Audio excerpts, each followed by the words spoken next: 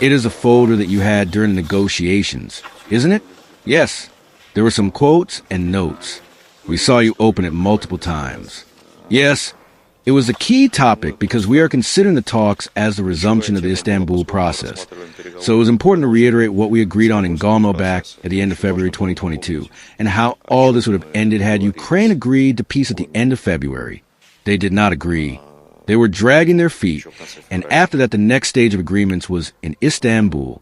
It was slightly more demanding to the situation on the ground than the one in Gomel. However, unfortunately, the Istanbul process was disrupted with the direct intervention of the West, and we remember previous cases of similar interventions and what they led to. Let me remind you of a difficult case. For example, there were many Russian-Turkish wars. And as a result of one of these wars, which was caused by a major conflict in the Balkans in the 1870s, we did agree with Turkey, and this agreement aligned with the interests of the new Balkan states, which gained independence, autonomy, and so on. But the West intervened. A Congress was held in Berlin, which decided that the agreements between Russia and Turkey, based on the Treaty of San Stefano, could be improved. What did the West's improvement of the bilateral agreements lead to? To more Balkan wars in 1912 to 1913, and eventually, the unsettled issues in the Balkans resulted in World War I. A lot of people say that there should be a truce first, and that it was always the case.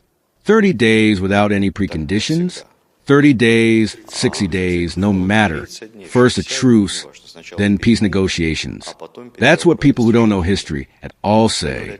As a rule, always, as Napoleon said, war and negotiation proceed simultaneously. I'll remind you of bad examples, actually. The Vietnam War. During all 15 years of hostilities between the U.S. and Vietnam, negotiations continued. The Korean War. Negotiations continued throughout the course of fighting. Take the 20th century once again, the Soviet-Finnish War. Indeed, history repeats itself in a surprising way. Stalin proposes a truce in Finland. Peace agreement, in other words. The British and French instigated. You cannot agree with the Soviets. You cannot sign peace. We will provide you with military assistance. Volunteer expeditionary units from England and France will be deployed. Certainly, they didn't have time. Fight the Russians to the last Finn. Then peace negotiations take place along the course of fighting and ultimately conclude. Then peace is signed and hostilities end. What's my point? Historically, war and negotiation always proceed simultaneously. Perhaps the most illustrative and enlightening example is the sculpture of Emperor Peter the Great is in the embassy.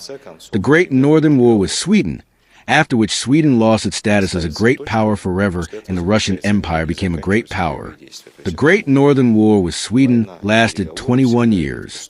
But only a few years after beginning, Peter the Great proposed peace to the Swedes.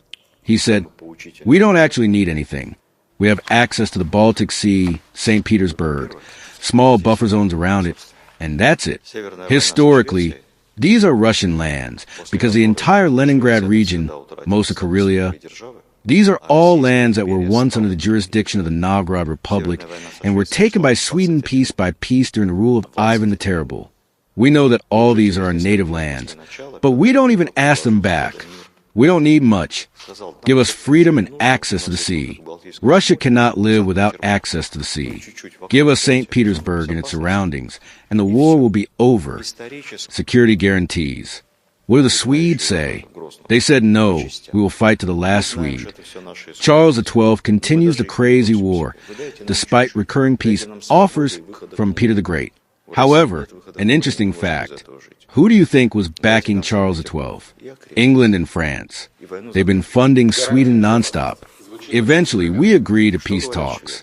And so, the Congress of Åland begins in 1718. Direct peace talks between Russia and Sweden begin on Åland and last for a long time. England and France insist. No negotiations, and it is better to negotiate via mediators, via us, as it's favorable for them when two major powers fight. As a result, these peace talks failed, and only in 1721, 21 years after the beginning of the war, Sweden nevertheless signed a peace agreement in Nystad. The Swedes lost not only St. Petersburg and its surroundings, but most of Karelia, the Leningrad region, the Baltic region, of course St. Petersburg.